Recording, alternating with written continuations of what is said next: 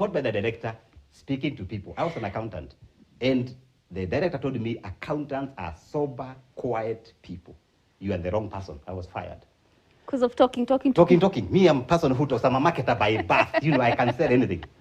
And the story is huge, how I transformed from that employer. And the story is actually here. The In story your book. is here, so Yes. I can go. Yes. Because my story can be told for 10 hours. Is this so I did your a book. first book? This is my first book. Okay. It's my life story. Uh-huh. You read this book. Yeah. If you don't shed a tear, you must be a brother or a sister of Hitler. I am telling you. You find this fellow talking to you here has been beaten by Pafanda when I was small. I was dead for 2 months. What in do you Matiang'i mean? General Hospital. Yes. Dead. Unconscious. Gone. 2 months, yes, gone. Then? I was beaten by Pafanda. The story is where? Here. The same fellow talking to you slept 5 days without food. The story is here. The story of losing money is also here. And people who read this book, number one, they get inspired. Number two, they give to the children. They say, if George Washuri made it, you can also make it. And I use it when I'm doing mentorship, that success is meant for everyone. Everybody can be successful as long as you trust God, you pray, you work hard, and you always be authentic. That's the first book. And of course, now I'm doing mentorship for business people.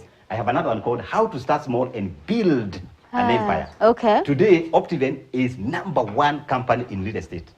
Not only here in Kenya. Yes. We just opened our global office. We are looking at doing real estate in Uganda, in Congo, in Ethiopia, and other countries. Wow.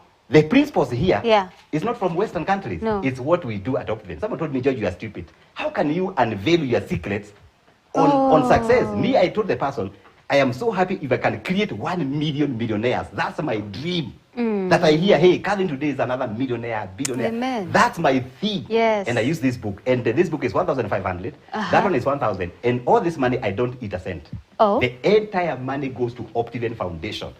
The money is educating other boys and girls across 47 counties.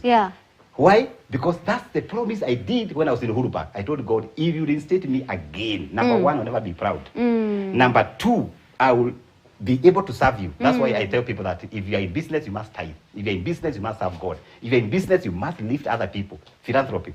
And then I told God, anytime that I give my services, I go to speak in different areas, and I'm given honorarium. I don't eat that honorarium. The honorarium goes to the foundation because it's a promise I made when I was in Uhuru Park, when life was very difficult. Catherine. George, let's talk about that season in Uhuru Park. And I really appreciate that you have consolidated for us your background and how you grew up and how, basically money was scrambled by the community to educate you.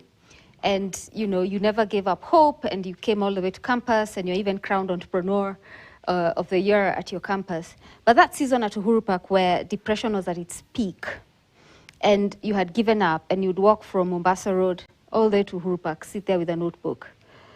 What was going on with you? Why, first of all, why were you coming to Uhuru Park? Why couldn't you not just sit at home? And because there's nothing anyway you're doing. I think it was more stressful to be at home.